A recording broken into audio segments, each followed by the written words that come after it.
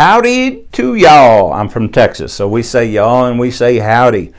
I'm Dr. Jeff Williams, host of the new podcast called Chiropractic Forward and owner-operator of Creekstone Integrated Care in Amarillo, Texas. Glad to have you back for another trip down research lane. If you've spent any significant amount of time with our videos, podcasts, or blogs, you're probably aware that there is an excess of research regarding chiropractic's effectiveness in patients having low back pain. Although there are some excellent research papers having to do with chiropractic and neck pain, I'd argue that it demands more attention, without question actually. The first reason being that neck pain is as important or more so than low back pain. In the paper we'll be discussing, they cite research suggesting that neck pain is responsible for up to 25% of the patients that are seen in outpatient orthopedic practices, and 50% of the general population will have neck pain at some point in their lives.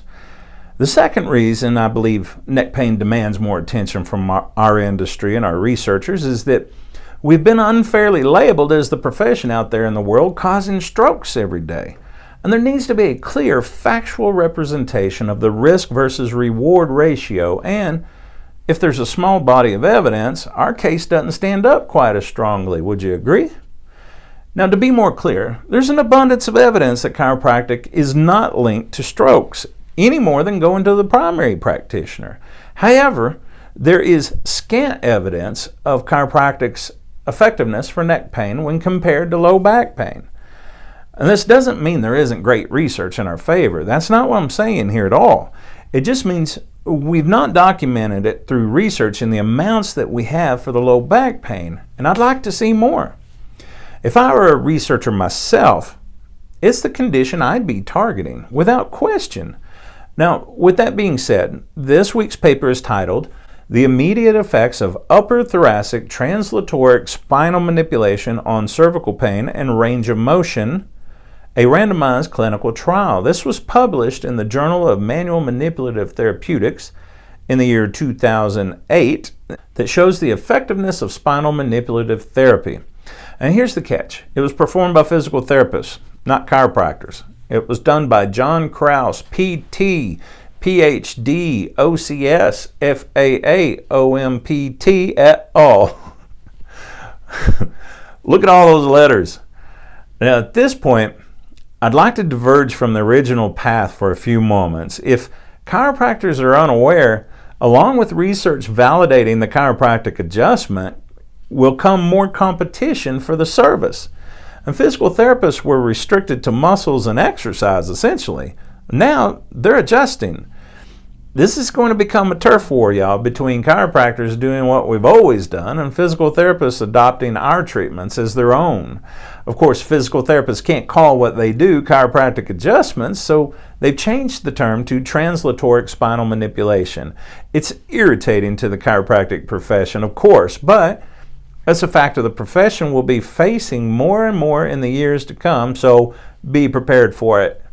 It's particularly irritating when you consider that physical therapists have been part of the medical machine that have torn down the chiropractic profession for generations prior to finally adopting our techniques as their own. Now, let's get back to the research paper. Here's why they did it.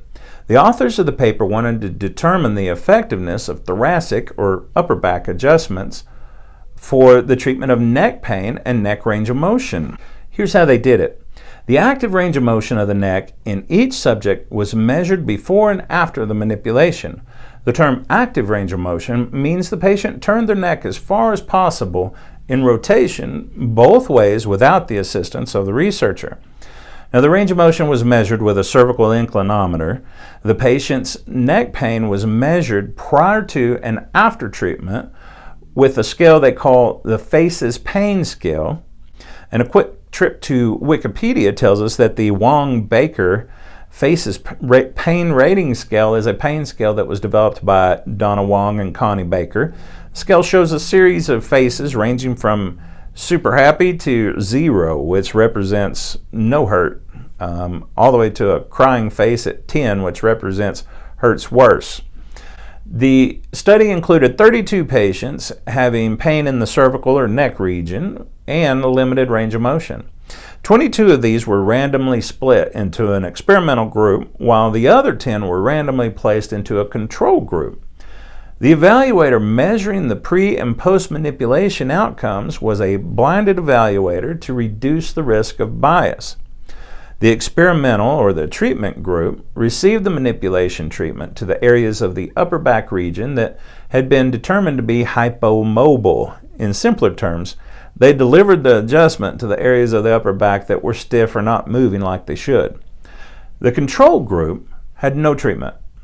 Paired t-tests were used to determine the changes within the group for cervical rotation and pain. Now, a paired t-test is used to compare two population means where you have two samples in which observations in one sample can be paired with observations in the other sample.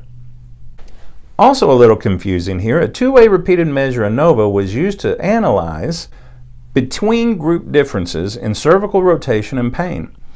A two-way repeated measures ANOVA is often used in studies where you have measured a dependent variable over two or more time points, or when subjects have undergone two or more conditions. The primary purpose of a two-way repeated measures ANOVA is to understand if there is an interaction between these two factors on the dependent variable. I know that's a little confusing, but stick with me, you'll get the point. Here's what they found. Significant changes were found for neck rotation within the group as well as between the groups. The translatoric spinal manipulative group showed more range of motion in right rotation as well as in left rotation. The levels of pain the subjects experienced after the manipulation, it was significantly reduced. Chiropractors could have told you that, folks.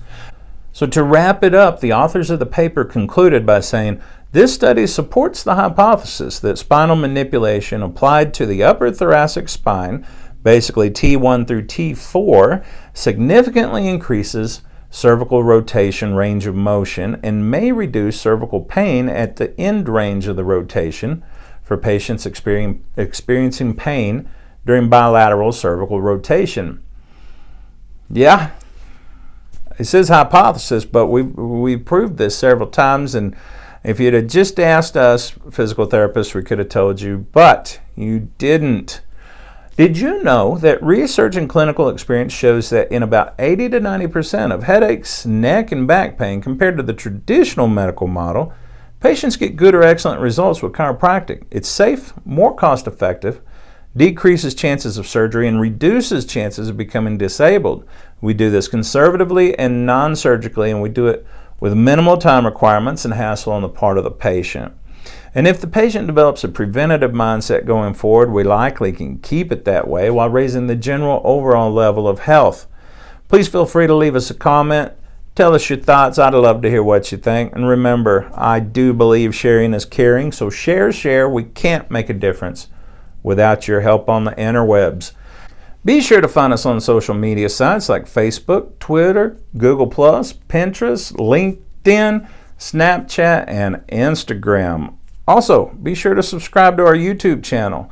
The link's in the description, or just hit the subscribe button below. At the very least, can we talk you into giving us a thumbs up right below? A gesture that simple and quick really does help us get in front of more people looking for this kind of information.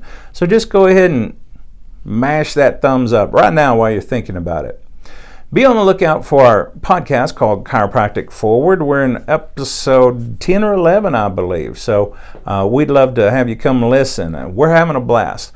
You can find us at chiropracticforward.com or on iTunes. Also, you can visit my personal office at creekstonecare.com while you're out there cruising the interwebs.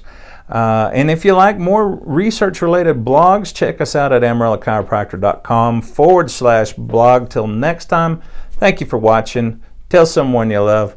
We'll see you next time.